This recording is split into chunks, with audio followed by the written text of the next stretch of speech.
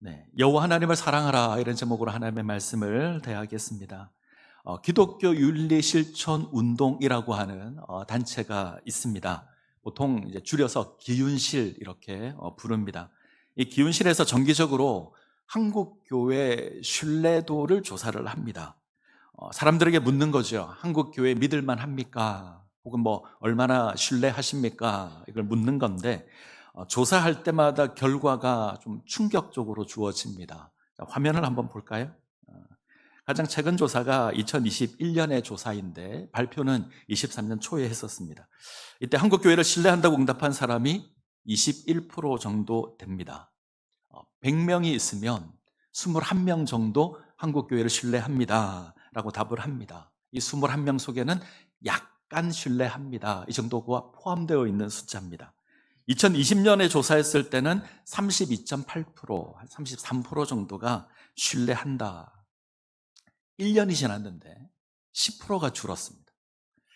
좀 더 과거로 가서 2010년에 조사를 했었는데 그때는 41%가 그래도 한국교회 믿을만 합니다. 이렇게 답을 했습니다. 자, 2010년에서 2020년, 10년이 지나면서 10%가 줄었는데 2020년에서 2021년, 1년이 지나면서 다시 10%가 줄었습니다. 어떤 의미가 있을까요? 급속도로 한국 기독교가 사람들의 신뢰를 잃어갑니다. 물론 이 기간이 코로나 기간이었고 그때 주어졌던 부정적인 이미지가 있어서 이런 결과도 있었을 겁니다. 사실 41%도 좋아할 수준은 아니죠. 이 41% 속에는 매우 신뢰한다는 17%밖에 되지 않았습니다. 나머지 숫자는 그냥 믿을만 합니다. 이 정도 표현이었습니다. 상당히 많은 숫자가 한국 교회에 대해서, 기독교에 대해서 부정적입니다. 그 숫자가 더 줄었습니다. 지금은 100명 가운데 21명 정도 한국 교회를 신뢰합니다. 보통 기독교 인구를 20% 정도 이야기합니다. 그러면 교회 다니는 사람들만 교회를 믿을만 합니다. 이렇게 답을 했다는 그렇게 이해할 수도 있을 것 같습니다.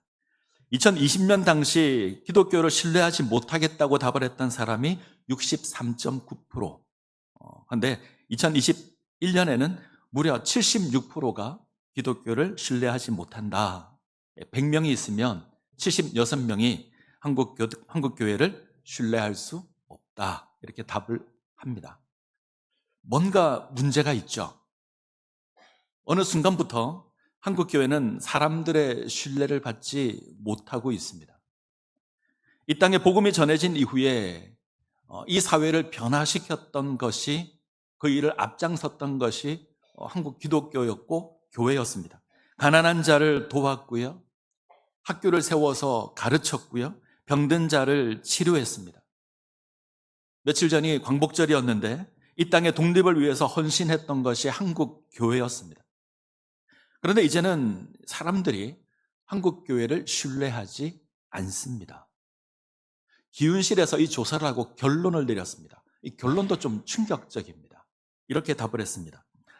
교회에 대한 신뢰도가 바닥인 상황에서 교회에 대한 사회의 인식을 바꾸기 위한 특별한 방법은 없어 보인다. 교회가 장기적이고 지속적으로 진심을 가지고 교회 본연의 기능을 회복해야 한다. 이게 결론입니다. 특별하게 할 수 있는 방법이 없는 것 같다. 오랜 시간이 걸리더라도 교회 본연의 모습으로 돌아가야 한다. 분명한 건 교회가 교회다움을 잃어버렸습니다. 사람들은 교회를 다니지 않아도 교회라고 하면 뭔가 좀 특별하다라고 생각했고 뭔가 좀 다르다라고 생각을 했습니다. 그런데 그 기대가 사라졌다라는 말입니다. 거룩함을 잃어버렸습니다. 세상의 빛이 되어야 하고 세상의 소금이 되어야 하는 교회인데 어느 순간 세상과 같아졌거나 세상보다 못한 수준이 되었습니다. 더 이상 기대할 것이 없는, 그래서 더 이상 신뢰하지 못하는 겁니다.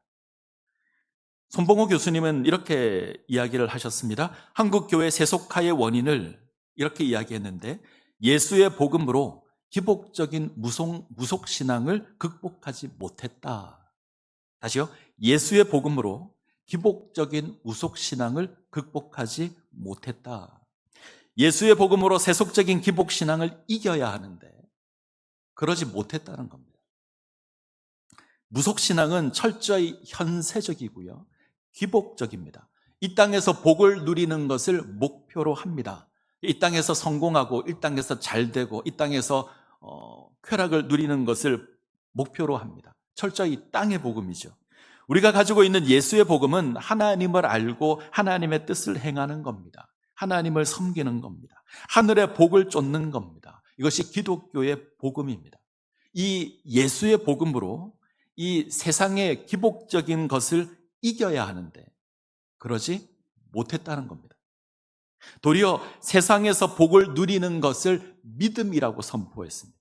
세상에서 잘 되는 것을 하나님의 복이라고 선포했습니다. 결국 하늘의 복음이 땅의 복음으로 변질되었습니다. 이걸 세속화라고 합니다. 내가 이 땅에서 잘 되고 형통하고 복을 누리기 위해서 하나님을 섬깁니다.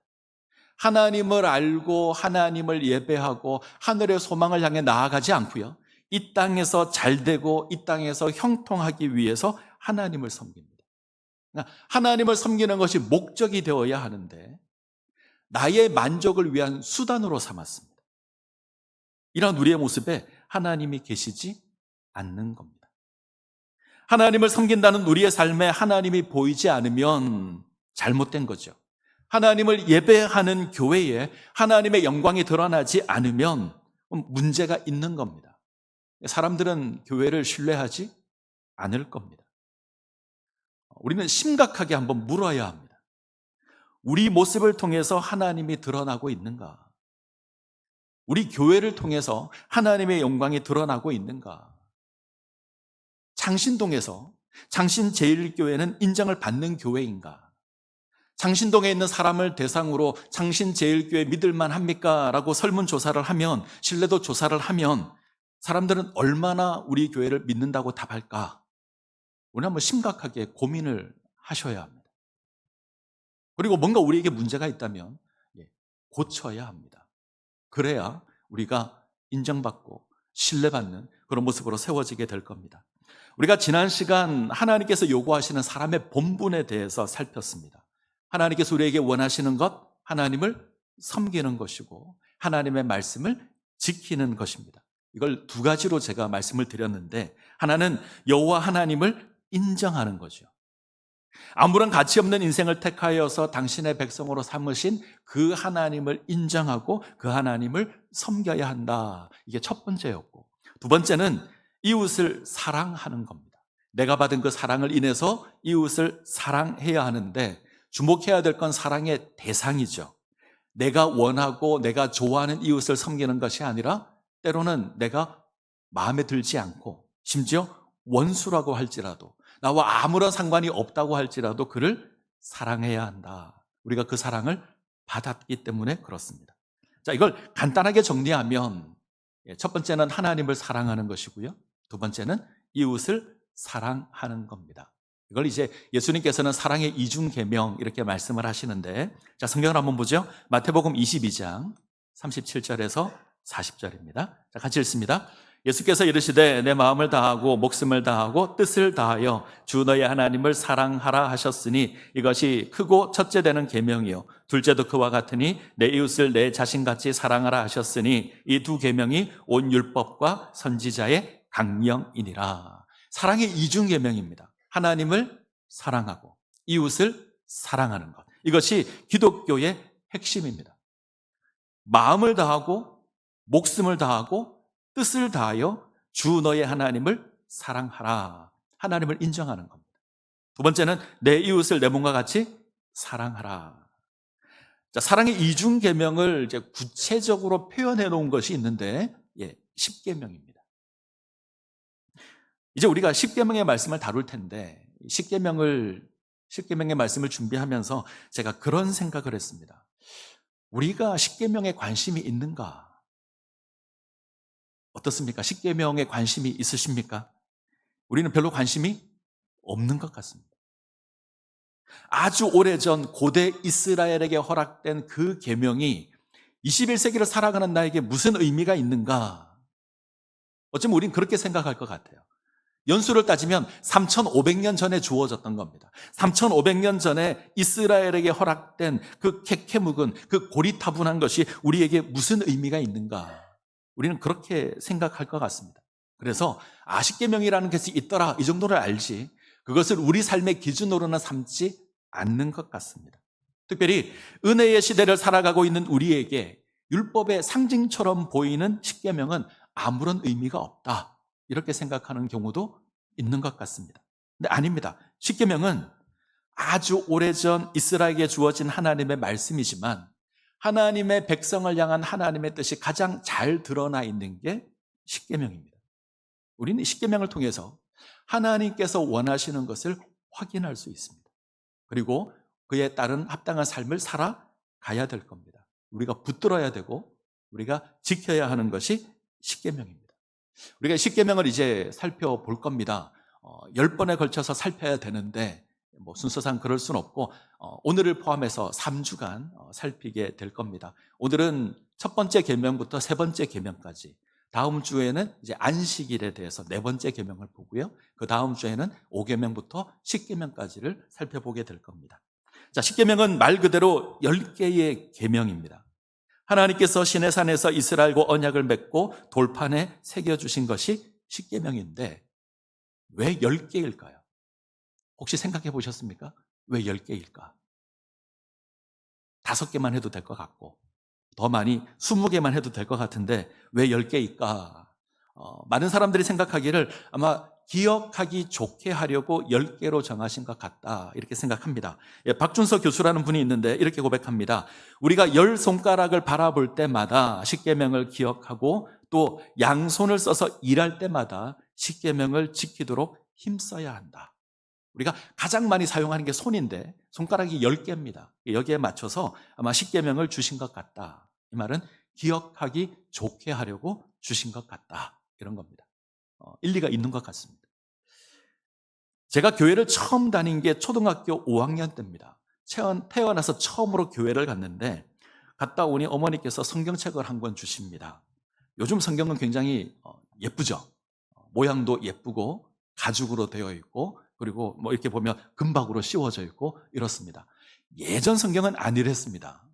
기억나시죠? 일률적으로 검은색 표지였고 저런 모양으로 되어 있었습니다. 가로가 아니고 세로, 테두리는 금박이 아니라 빨간색으로. 왜 빨간색으로 했는지 모르겠습니다. 예수님의 보혈을 상징한다, 아마 제가 그렇게 들은 기억이 있습니다. 이 성경을 제게 주시면서 세 가지를 외워야 한대요. 뭘 외워야 되죠? 주기도문, 사도신경, 십계명. 이거 외우기 좋도록 앞에를 딱 넘기면 주기도문, 사도신경 나오고요. 뒤쪽을 딱 열면 십계명이 나옵니다. 이거 외우라고 이렇게 해놓은 거예요. 그래서 외웠습니다. 보통 교회를 다니면 주기도문, 사도신경은 외웁니다. 근데 십계명은 잘 안 외웁니다. 혹시 십계명 다 순서대로 외우시는 분 계신가요? 계신가요? 그런데 저는 교회를 다니기 시작하면서 십계명 외우고 다녔습니다. 그래서 아직까지도 기억을 하는데, 저는 신앙생활을 하면서 반드시 우리가 기억해야 될 것, 외워야 할 것, 이 세 가지라고 생각합니다. 주기도문, 사도신경, 십계명. 외우셔야 합니다. 제가 설교를 준비하다 저희 단톡방에 글을 올렸습니다. 저희 자녀들을 향해서. 주기도문과 사도신경, 십계명을 다 외우면 용돈 준다. 3만 원 걸었습니다. 자녀가 있는 가정에서 아마 해보면 좋지 않을까 생각합니다. 십계명을 이해하는 데 있어서 가장 먼저 기억해야 될 것이 있는데, 십계명은 명령이 아니라 선언입니다. 명령이 아니고요, 선언입니다. 우리는 명령으로 생각하죠. 왜? 십계명 이러니까 뭔가 좀 딱딱하고 우리에게 지킬 것을 요구하는 그런 명령으로 이해를 합니다. 근데 아닙니다. 십계명은 구원받은 백성에게 허락된 하나님의 선언입니다. 하나님 어떤 분인가 선언하는 겁니다. 그리고 그에 대한 삶을 이야기하는 겁니다. 자, 5장 6절을 볼까요? 5장 6절 같이 읽습니다. 나는 너를 애굽 땅 종되었던 집에서 인도하여 낸 내 하나님 여호와라. 십계명의 서언인데 하나님에 대한 선언이죠. 나는 너를 애굽 땅 종되었던 집에서 인도하여 낸 내 하나님 여호와라. 나는 너희를 애굽에서 구원해낸 너의 하나님 여호와다. 이 선언으로 시작합니다. 십계명은 선언입니다. 예전에 노예였습니다. 지금은요, 자유하는 하나님의 백성이 되었습니다. 노예에게 주어진 명령이 아니라 자유하는 하나님의 백성에게 선포된 하나님의 말씀입니다. 이건 부담스럽거나 어려운 게 아니고 기쁜 것이고요, 감격스러운 겁니다. 며칠 전에 북한 주민 하나가 서해를 통해서 남쪽으로 귀환했습니다. 북한을 탈출해서 자유를 찾아 남한으로 온 겁니다. 이 사람이 이 땅에서 살아갈 때 남한의 법을 지키는 건 부담이나 억지스러운 것이 아니라 그 사람에게는 기쁨이고요, 감격일 겁니다. 자유를 누리는 백성이 되어서 행하는 것이기 때문에 그렇습니다. 이 십계명은 노예가 지켜야 될 무거운 계명이 아니라 하나님의 백성이 되었기에 감당해야 될 삶의 모습입니다. 그래서 짐이 아니고요, 기쁨이고 감격이어야 합니다. 충신대학교 김지찬 교수님께서 저희 교회 한 2번, 3번 오셨는데 이분이 기록한 저서 가운데 데칼로그라는 책이 있습니다. 저렇게 생겨있는 책인데 십계명에 관한 해설서입니다. 무려 500페이지 정도 됩니다. 이 데칼로그라는 뜻은 10가지 말씀이라는 뜻입니다. 김지찬 교수는 이 책을 통해서 십계명은 계명으로 읽어야 되는 게 아니라 말씀으로 읽어야 한다. 10가지 말씀이다. 이렇게 주장합니다. 자, 계명이라고 하면 억지로 부과된 느낌이 강하잖아요. 반드시 해야 될 숙제 같은 느낌이 있습니다. 근데 십계명은 계명이 아니라 하나님의 백성에게 이르는 10가지 말씀입니다. 그래서 원문을 보면 출애굽기 20장이나 신명기 5장을 보면 십계명이라는 단어가 없습니다. 10가지 말씀 이렇게 나옵니다. 우리가 이것을 부르기 좋게 십계명으로 부르는 거지, 이거는 계명으로 허락된 것이 아닙니다. 하나님께서 이스라엘을 구원하시고 언약의 백성으로 세우십니다. 하나님의 소유 삼으시고 거룩한 왕 같은 제사장으로 세우십니다. 이들에게 이르는 하나님의 말씀입니다. 그래서 하나님 어떤 분인가, 그 하나님을 어떻게 섬겨야 하는가, 그것이 우리 이웃을 향해서 어떻게 나타나야 하는가, 이것이 십계명입니다. 그래서 계명 이렇게 생각하지 마시고 하나님의 말씀이다 이렇게 생각하셔야 됩니다. 자, 1계명부터 3계명까지 간단히 한번 볼까요? 1계명은 나 외에 다른 신을 내게 두지 말라라는 겁니다. 예배의 대상에 관한 건데 우리는 오직 여호와 하나님만 섬겨야 합니다. 하나님이 우리 섬김의 대상입니다. 자, 1계명을 문자 그대로 해석하면 이런 거죠. 나 외에 다른 신을 섬기면 안 된다. 이건 정확한 번역이 아닙니다. 나 외에 이 말은 내 얼굴 앞에 이런 뜻입니다. 번역을 이렇게 해야 되죠. 너는 내 얼굴 앞에 다른 신을 두면 안 된다. 하나님의 백성이 하나님 앞에 다른 신을 세워두고 하나님과 그 신을 같이 섬기면 안 된다 이런 뜻입니다. 혼합주의입니다. 하나님만 섬겨야 하는데 하나님도 섬기고 다른 신도 섬기는 겁니다. 이스라엘이 그랬죠. 하나님 섬기고 바알을 섬기고 아세라를 섬기고 온갖 이방신들을 다 섬겼습니다. 인간은 많은 신을 섬기면 좋다고 생각합니다. 그때그때 맞는 신을 내가 섬길 수 있다, 도움을 받을 수 있다 이렇게 생각해서 그렇습니다. 이스라엘은 나는 하나님을 섬긴다라고 고백하지만 농사를 지을 때는 바알을 찾았고요, 출산을 할 때는 아세라를 찾았습니다. 1계명은 하나님과 우리 사이에 그 어떤 것도 없어야 한다 이런 뜻입니다. 오직 하나님만 섬겨야 합니다. 마음을 다하여 하나님을 섬겨야 합니다. 마음을 다한다 이 말은 온전한 마음으로, 마음이 분리되지 않고 이런 뜻입니다. 온전한 마음으로 하나님만 섬겨야 합니다. 한 사람이 두 주인을 섬길 수 없습니다. 자, 두 번째 계명은 자신을 위해서 어떤 우상도 만들지 말라는 겁니다. 하나님을 섬기는 방법에 관한 것인데 이 땅에 존재하는 모든 것은 하나님께서 만드신 피조물입니다. 이 피조물을 신으로 세워서 섬긴다면 이건 창조주를 모욕하는 것이 되죠. 그래서 하나님께서 금하십니다. 근데 이 계명의 좀 더 정확한 의미는 어떤 모양으로든 하나님을 형상화할 수 없다는 겁니다. 다시요. 어떤 것을 만들어서 이것이 여호와 하나님이다라고 하면 안 된다는 겁니다. 하나님은 영이십니다. 어떤 모양이나 형상이 없습니다. 그런데 이 하나님을 어떤 모양으로 만들어서 이것이 하나님이다라고 하는 건 하나님을 피조물 취급하는 겁니다. 이렇게 하지 말라는 겁니다. 왜 인간이 우상을 만들까요? 왜 인간이 신의 형상을 만들어서 이것을 섬길까요? 사람들은 형상을 만들어 섬기면 이 신을 조종할 수 있다고 생각했습니다. 이것에 도움을 받을 수 있다고 생각했습니다. 내가 형상을 만들어 섬기면 내가 필요한 것 얻을 수 있다. 조금 표현을 바꾸면 내가 조종할 수 있다. 하나님께서 당신을 섬김에 있어서 어떤 형상으로 만드는 걸 금지시킵니다. 왜요? 우리가 하나님을 조종할 수 없습니다. 하나님이 우리를 다스리시고 우리가 섬기는 거지 우리가 우리 원하는 대로 하나님을 이용할 수 없습니다. 그래서 형상으로 만들면 안 됩니다. 자, 세 번째, 하나님의 이름을 망령되이 일컬을 수 없습니다. 하나님을 섬기는 자세에 관한 것인데 우리는 하나님을 두려워하는 마음으로 섬겨야 합니다. 하나님을 가볍게 생각해서 우리 마음대로 할 수 없습니다. 특별히 하나님의 이름을 함부로 부를 수 없습니다. 이름을 부르는 건 특별한 관계가 된다는 겁니다. 김춘수 시인의 꽃이라는 시가 있는데 제 기억이 맞으면 아마 중학교 때 우리가 이 시를 배운 것 같습니다. 이렇습니다. 내가 그의 이름을 불러주기 전에는 그는 다만 하나의 몸짓에 지나지 않았다. 내가 그의 이름을 불러주었을 때 그는 나에게로 와서 꽃이 되었다. 굉장히 의미가 있는 시 같아요. 이처럼 어떤 대상에게 특별한 의미를 부여하는 게 이름을 짓는 겁니다. 때문에 우리가 이름을 지을 때 아주 신중하게 이름을 짓습니다. 저는 아직 이런 경험이 없는데 가끔 아이를 낳으면 아이를 데리고 와서 목사에게 이름을 지어달라는 분들이 가끔 계세요. 가끔 상상을 해봤습니다. 굉장히 부담될 것 같아요. 이 아이가 평생을 살면서 불려질 이름인데 이름을 잘못 지으면 평생 원망을 들을 것 같습니다. 정말 어려울 것 같습니다.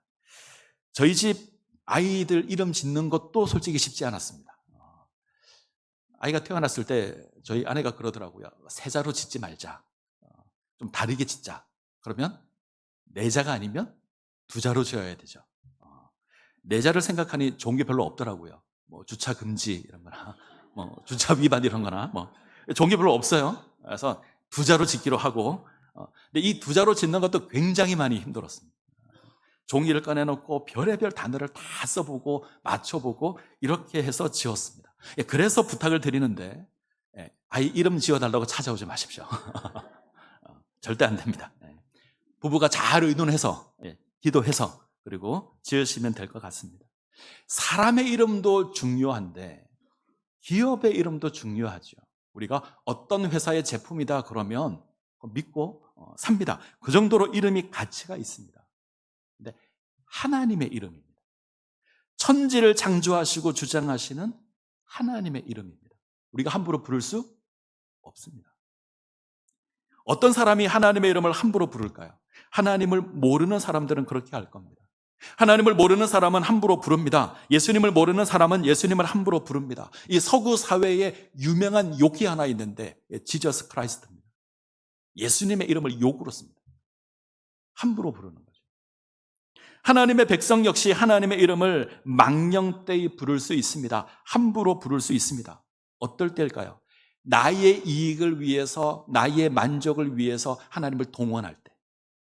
하나님의 이름을 함부로 부르는 겁니다. 누군가를 하나님의 이름으로 욕하고 저주하는 것, 하나님의 이름을 망령되이 일컫는 겁니다. 하나님의 이름으로 거짓 맹세를 하는 것, 하나님의 이름을 함부로 부르는 겁니다. 이렇게 하지 말아야 합니다. 자, 1계명부터 3계명까지 살폈습니다. 우리는 오직 하나님만 섬겨야 합니다. 다른 신을 함께 섬길 수 없습니다. 다른 신을 찾겠다는 건 내가 하나님으로 만족하지 못하고 나의 만족을 위해서 또 다른 무엇인가를 섬기겠다는 겁니다. 두 번째, 하나님을 어떤 모양의 우상으로 만들면 안 됩니다. 이것은 내가 하나님을 조종하겠다는 겁니다. 나의 만족을 위해서 하나님을 이용하겠다는 겁니다. 그렇게 할 수 없습니다. 하나님의 이름을 함부로 부를 수 없습니다. 하나님의 이름을 함부로 부르는 건 나의 만족을 위해서 하나님의 이름을 사용하는 겁니다. 공통점이 하나 있죠. 나의 만족을 위하여 하나님을 이용하는 겁니다. 하나님 이거 싫어하십니다. 하나님은 우리가 섬기는 신앙의 목표이지 목적이지 수단이나 방법이 아닙니다. 그래서 하나님 금하시는 겁니다. 오직 하나님만 섬겨야 하고 어떤 형상으로 하나님을 만들면 안 되고 하나님의 이름을 함부로 부를 수 없습니다. 왜? 우리는 하나님을 섬겨야 하는 것이지 하나님을 이용하는 것이 아니기 때문입니다. 자, 꼭 기억하셔야 합니다. 자, 5장 9절에서 10절을 한번 볼까요? 자, 같이 읽습니다. 그것들에게 절하지 말며 그것들을 섬기지 말라. 나 내 하나님 여호와는 질투하는 하나님인즉 나를 미워하는 자의 죄를 갚되 아버지로부터 아들에게로 3, 4대까지 이르게 하거니와 나를 사랑하고 내 계명을 지키는 자에게는 1000대까지 은혜를 베푸느니라. 자, 두 가지 하나님의 모습이 나옵니다. 이 9절 10절을 보면 두 가지 하나님의 모습이 있는데 사람의 반응에 따라서 하나님의 모습이 다릅니다. 우리가 하나님을 미워하면 하나님은 질투하시는 하나님이 되십니다. 우리가 하나님을 사랑하면 우리에게 은혜를 베푸시는 하나님이 됩니다. 질투하시는 하나님, 은혜를 베푸시는 하나님. 질투하시는 하나님, 뭔가 좀 어색하죠. 이 질투라고 하는 알량한 감정을 하나님께 사용할 수 있는가 이 생각이 들 겁니다. 어떻게 하나님 질투하시는가? 근데 성경은 하나님을 질투하시는 하나님 이렇게 고백합니다. 여러 군데 이 표현들이 나옵니다. 왜 하나님 질투하시는 하나님이 되실까? 하나님이 인격적인 하나님이셔서 그렇습니다. 우리를 사랑하시는 그 하나님께서는 우리에게도 그 사랑을 받기를 원하시는 하나님이십니다. 우리를 사랑하는 그 사랑만큼 우리도 하나님을 사랑하기를 원하십니다. 서로 사랑하는 관계 가운데 세워지기를 원하십니다. 때문에 하나님은 우리와 하나님 사이에 그 무엇 있는 걸 싫어하십니다. 우리가 이기적인 마음으로 하나님을 수단으로 사용하는 것 싫어하십니다. 우리가 나의 만족을 위해서 하나님의 이름을 함부로 부르는 것 하나님 싫어하십니다. 그건 하나님을 사랑하는 게 아니거든요. 하나님은 우리가 하나님을 사랑하기를 원하십니다. 그래서 질투하는 하나님이십니다. 혹시 질투하는 신 들어보셨습니까? 없잖아요. 어떤 신이 질투합니까? 오직 성경에서만 하나님을 질투하시는 하나님 고백합니다. 다른 신들은, 다른 우상은 질투 안 합니다. 죽은 신에게는 그런 감정이 없습니다. 오직 하나님만 하십니다. 왜? 하나님 살아계신 하나님이셔서. 그래서 질투하시는 겁니다. 질투라는 단어가 지니는 가장 본질적인 의미는 열정입니다. 뜨거움입니다. 열정적으로 사랑하는 겁니다. 하나님 우리를 뜨겁게 사랑하십니다. 이 하나님께서 당신의 사랑하는 그 백성이 동일하게 열정을 가지고 하나님을 사랑하기를 원하시는 겁니다. 이것을 원하시는 하나님이십니다. 그렇게 하지 않으면 질투하십니다. 팀 켈러의 책 가운데 내가 만든 신이라는 책이 있습니다. 켈러는 이 책에서 우상을 우리에게 하나님보다 더 중요하게 여겨지는 것 이렇게 정의합니다. 그것이 뭐든지 하나님보다 더 크게 우리의 마음과 생각을 차지하는 것. 이 책의 소제목이 하나님의 자리를 훔치다. 하나님을 사랑해야 되는 그 자리에 다른 것이 세워져 있는 게 우상입니다. 하나님의 자리를 훔치는 것이 우상입니다. 하나님의 자리에 그 무엇인가 세워져 있으면 하나님 질투하실 겁니다. 하나님께서 이스라엘을 애굽에서 건지셨습니다. 뜨거운 사랑으로 이스라엘을 건져내시고 이스라엘의 하나님이 되십니다. 하나님의 뜨거운 사랑이고요, 하나님의 헌신입니다. 우리도 그 사랑 받았습니다. 이 자리에서 예배드리는 우리 역시 동일한 사랑을 받았습니다. 하나님의 놀라운 사랑을 받았습니다. 하나님의 그 뜨거운 사랑을 우리가 받았습니다. 하나님 우리를 사랑하셔서 친히 이 땅 가운데 오시잖아요. 창조주 하나님이 피조물이 되시잖아요. 우리를 부르기 위해서 고난당하시고 십자가에 죽임을 당하십니다. 왜 이렇게 하시죠? 우리를 사랑하셔서, 우리를 너무나 사랑하셔서, 우리를 너무나 사랑하시기에 자기 자신까지 내어주시는 겁니다. 이 하나님은 우리가 하나님 사랑하기를 원하십니다. 하나님 사랑하신 그만큼 우리도 하나님 사랑하기를 원하십니다. 근데 우리가 이 하나님의 사랑을 거역하고 하나님을 미워한다면 하나님 질투하시는 하나님으로 나타나실 겁니다. 우리가 하나님을 사랑한다면 하나님 우리 삶을 은혜로 채우실 겁니다. 자, 두 가지 하나님의 모습이 있죠. 우리에게 은혜를 베푸시는 하나님, 질투하시는 하나님. 자, 신명기 5장을 보고 있는데 4장을 보시면 똑같은 하나님의 모습이 나옵니다. 자, 4장 31절을 볼까요?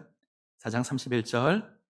자, 같이 읽습니다. 내 하나님 여호와는 자비하신 하나님이시라. 그가 너를 버리지 아니하시며 너를 멸하지 아니하시며 내 조상들에게 맹세하신 언약을 잊지 아니하시리라. 하나님 자비하셔서 우리를 기억하시고 은혜를 베푸십니다. 동시에 하나님 질투하시는 하나님이신데, 자, 4장 24절 같이 읽습니다. 내 하나님 여호와는 소멸하는 분이시요 질투하시는 하나님이시라. 하나님 질투하시는 하나님이십니다. 자비하셔서 은혜를 베푸시는 하나님, 질투하시는 하나님, 이 두 가지 모습이 다 있습니다. 자, 이 두 모습을 소개하면서 모세가 강조하는 게 하나 있습니다. 자, 4장 12절을 볼까요? 같이 읽습니다. 여호와께서 불길 중에서 너희에게 말씀하시되 음성뿐이므로 너희가 그 말소리만 듣고 형상은 보지 못하였느니라. 15절 같이 읽습니다. 여호와께서 호렙산 불길 중에서 너희에게 말씀하시던 날에 너희가 어떤 형상도 보지 못하였은즉 너희는 깊이 삼가라. 하나님 어떤 하나님이시죠? 말씀하시는 하나님. 하나님은 이스라엘에게 어떤 형상이나 어떤 모양으로 나타나지 않았습니다. 오직 말씀하시는 것으로 나타났습니다. 이스라엘은 하나님의 어떤 형상도 보지 못했습니다. 그들은 하나님의 말씀을 들었습니다. 때문에 우상을 만들면 안 됩니다. 이해가 되시죠? 하나님 말씀하시는 하나님이셨지 어떤 형상이나 모양으로 나타나지 않으셨습니다. 때문에 어떤 형상도 어떤 모양도 만들면 안 됩니다. 이해가 되셨으면 좋겠습니다. 하나님 말씀하시는 하나님이십니다. 말씀하심으로 세상을 창조하신 하나님이십니다. 말씀으로 세상을 운행하십니다. 그 하나님이 지금 우리에게 말씀하십니다. 우리가 하나님을 섬기는 건 그 말씀을 듣고 그 말씀에 순종하는 겁니다. 우상을 만드는 건 결국 내가 원하는 신을 만들겠다는 겁니다. 말씀하시는 하나님에게 관심이 없습니다. 하나님을 벙어리로 만들겠다는 겁니다. 하나님의 말씀을 듣지 않고 내가 원하는 모양 하나 만들어 놓고 이거 섬기겠다는 겁니다. 이건 하나님을 섬기는 게 아닙니다. 다시 이야기 처음으로, 설교 처음으로 돌아가면 좋겠습니다. 한국교회가 신뢰를 잃었습니다. 그 이유는 우리가 하나님을 섬기지 않고 마치 하나님을 우상처럼 섬기기 때문입니다. 우리가 하나님을 섬기지 않고 하나님을 우상처럼 만들어서 그 하나님을 섬기기 때문입니다. 하나님을 섬겨야 하는데 나의 이익과 나의 만족을 위해서 하나의 형상을 만들어 놓고 그것을 섬기는 겁니다. 이건 신앙이 아닙니다. 우리는 늘 이 일에 조심해야 될 겁니다. 깨어 있어야 될 겁니다. 우리는 언제든지 어느 때든지 우상을 만들 수 있습니다. 우상을 만드는 건 언제 어디서나 일어날 수 있습니다. 하나님과 가장 가까운 곳에서 그 일이 일어날 수 있습니다. 이스라엘이 금송아지를 만드는데 어디서 만들죠? 시내산에서 만듭니다. 하나님이 말씀하시는 그곳에서 이스라엘은 어리석게도 자기를 위한 신을 만듭니다. 금송아지를 만들어 놓습니다. 그리고 이렇게 고백합니다. 우리를 애굽에서 인도하여낸 여호와 하나님이다. 하나님이 말씀하시는 하나님의 산에서 이들은 우상을 만듭니다. 하나님을 금송아지로 바꿔버렸습니다. 아무리 거룩한 장소에 있어도 하나님의 말씀을 듣지 않으면 아무 소용이 없습니다. 하나님의 말씀을 듣지 않으면 금송아지 만들 겁니다. 하나님이 말씀하시는데 청종하지 않으면 우상을 만들 겁니다. 우리 하나님 말씀하시는 하나님이십니다.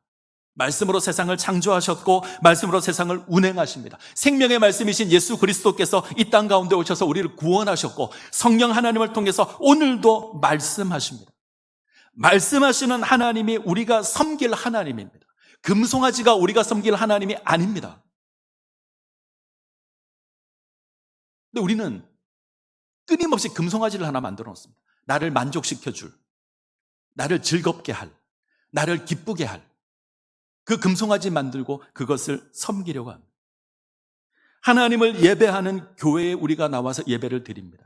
이 예배가 하나님의 말씀을 듣는 것이 아니라 나의 만족과 나의 유익과 나의 즐거움을 찾는 자리가 되면 우리는 또 하나의 금송아지를 만들고 있는 겁니다. 그건 하나님을 섬기는 신앙이 아닙니다. 금송아지 만드시면 안 됩니다. 하나님을 섬기셔야 합니다. 나의 만족을 위해서 또 다른 신을 하나 세우시면 안 되고요. 하나님을 어떤 형상으로 바꾸셔도 안 되고요. 하나님의 이름을 함부로 부르셔도 안 됩니다. 오직 하나님의 말씀을 들으셔야 합니다. 그때 우리가 회복될 겁니다. 말씀을 청종하시고 말씀에 순종하실 때 그때 우리가 하나님의 백성으로 세워지게 될 겁니다. 하나님 말씀을 들으십시오. 그리고 그 말씀에 순종하십시오. 나의 생각, 나의 만족, 나의 이익, 나의 유익 그거 추구하지 마십시오. 교회는 하나님의 말씀을 듣는 곳입니다. 나의 만족을 추구하는 곳이 아닙니다. 우리가 나의 만족을 추구하고 금송아지 만들면 세상 사람들은 우리 안 믿습니다. 우리 신뢰하지 않을 겁니다. 오직 하나님의 말씀을 들으시고요. 그 하나님 사랑하시고 그 하나님 섬기시기 바랍니다. 그때 우리가 회복될 겁니다. 이 은혜를 누리시기를 간절히 소원합니다. 기도하시겠습니다.